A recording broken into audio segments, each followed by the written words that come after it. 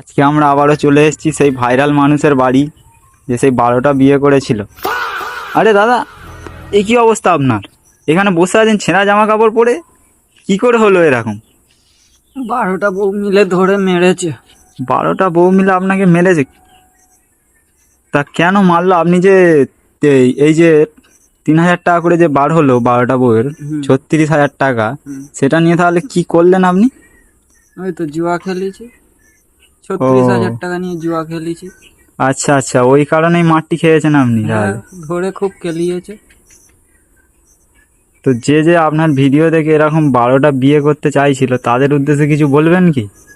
একদম 12টা বিয়ে করবার চিন্তা নেবে না, নইলে আমার মতো কেলানি খাবে।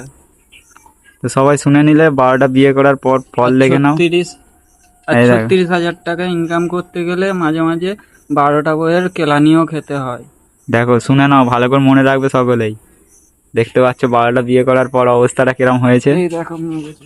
এই দেখো অবস্থাটা দেখো। শেষমেশ তোমাদের ওই অবস্থা হতে পারে, তাই সবাই সাবধানে থাকো।